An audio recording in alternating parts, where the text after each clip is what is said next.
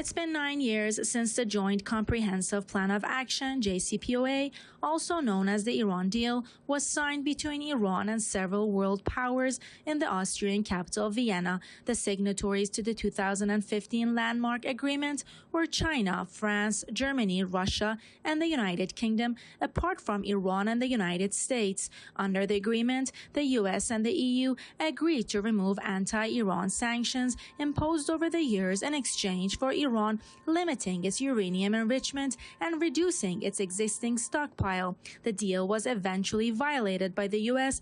during the administration of President Donald Trump, who pulled out his country from the deal. That despite Iran fully adhered to its part of the obligation under the JCPOA, Europeans also failed to salvage the accord by not complying to the accord. The JCPOA had its pluses and its minuses. The biggest problem was that it was not protected. In other words, there were no real mechanisms to protect the deal if the Americans or the Europeans violated the agreement.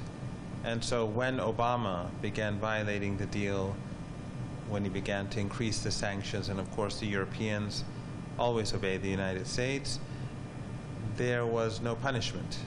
They paid no price for these violations. And then, of course, when Trump ultimately tore up the deal, it came at no political or economic cost for the United States.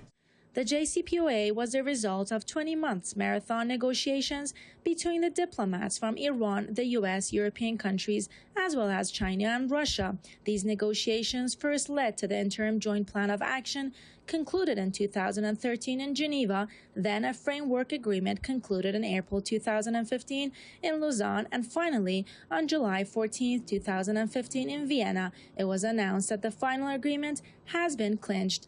If you think about the guarantee of the JCPOA, it is important to notice that there is no way in international relations that finally force the states to obey a regulation or a deal or a treaty among them. And that is why every party can withdraw illegally but practically from a deal, and that is why JCPOA was not the only treaty or was not the only deal that United States withdrew during Trump era and other times. Trump withdrew from Paris Agreement, from NAFTA, from the deal with Russia, from the tariff deal with China, and some others, many others.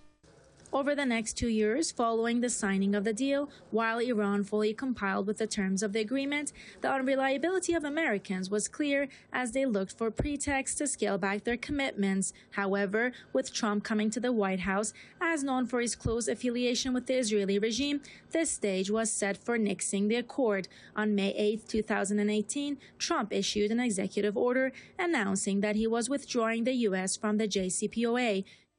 Trump's unilateral move virtually led to the collapse of the implementation of key provisions of the JCPOA, as the two main parties to the agreement were Iran and the U.S. Despite the U.S.'s withdrawal, Iran decided to remain a signatory to the agreement with the remaining parties, but with implementation of reciprocal measures in line with its parliamentary law. Fateh Masumi, Press TV, Tehran.